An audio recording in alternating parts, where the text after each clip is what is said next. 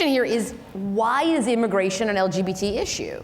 And I think the answer is not only that we can document that there are tens of thousands of LGBT immigrant families, and we know that there are many, many more out there, not only that we have a shared history of terrible foes and very difficult common enemies ahead of us.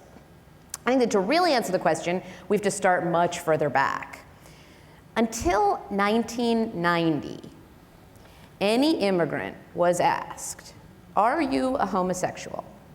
when they entered the country. And if the answer were yes, or if the officer asking the question believed the answer were yes, you were not allowed in. Someone did try to challenge this, a man named Clive Boutillier, who was an immigrant who had come to the United States in the mid-1950s. When he applied to become a US citizen in 1963, he was asked if he had ever been arrested. He answered truthfully, yes, on a sodomy charge. His naturalization application was denied, and he was ordered deported because he was gay. He challenged his deportation all the way to the Supreme Court, and in 1967, he lost.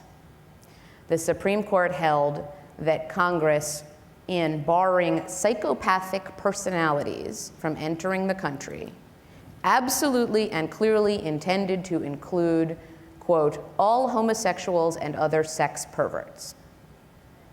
Clive was ordered deported, leaving behind his entire family, including his partner of 8 years. Before his deportation, he tried to kill himself.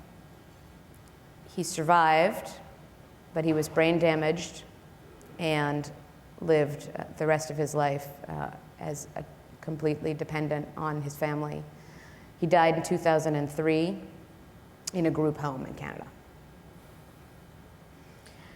The law that barred Clive and other LGBT people from the United States was partly repealed by Congress in 1990. And I say partly because what the law says now is you as a gay person can enter the country, but only if you don't act gay.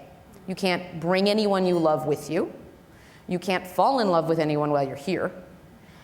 And it doesn't matter how educated or how skilled you are. It doesn't matter how much you pay in taxes. It doesn't matter if, like Shirley and Jay, the couple in the first video, you have a US citizen partner and you're raising US citizen children. In Shirley's case, she was very lucky. She was not deported, has not yet been deported. After very aggressive advocacy and a lot of press in English and Tagalog, Senator Dianne Feinstein introduced an extremely rare private immigration bill on Shirley's behalf that bought her a 2-year reprieve. Shirley and Jay and their sons have been very, very active in lobbying for the passage of the Uniting American Families Act, which is a bill that would be a permanent solution for their family and other families like them. And for the first time, the Uniting American Families Act was included in every comprehensive immigration package put forward in the last Congress. And comprehensive immigration reform is incredibly important because all LGBT immigration needs would finally be addressed in one bill. It would address the situation of families like Shirley and Jay, binational couples. It would address the situation that DREAM activists like Juan and Felipe are in, and detainees like Esmeralda. But in a very bitter disappointment, as you've heard, the term ended without any positive immigration legislation moving forward. There are a few bright spots. First of all, the HIV ban is over.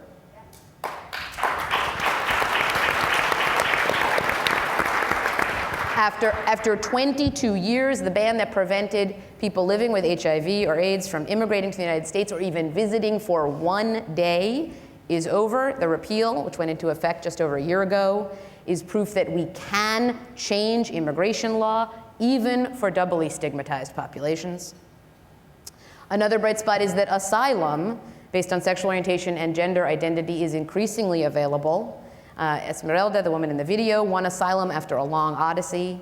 And last year, Immigration Equality won asylum for 106 LGBT people from around the world. We are currently training the asylum office directors We're training asylum office directors for every government asylum office in the country on standards for sexual orientation and gender identity-based asylum, and 40 major law firms handle these cases pro bono. Another promising area is the situation of detainees. More than 400,000 people are held in immigration detention. This is a dramatic increase over where we were 10 years ago. The pace of immigration detention has not slowed in the new administration, but there are a couple of opportunities for LGBT people to find safety and better situations in immigration detention. Immigration Equality and the National Center for Transgender Equality have been working very closely together and have made progress on regulatory changes that will improve detention conditions for transgender detainees and will lower the chance that an LG, B, or T person will be held in immigration jail at all.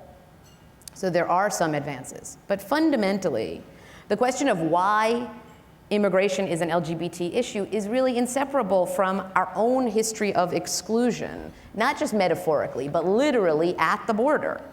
In 1967, the Supreme Court told Clive Boutillier that because he was gay, he was not fit to be a citizen, and that he never should have been let in the first place.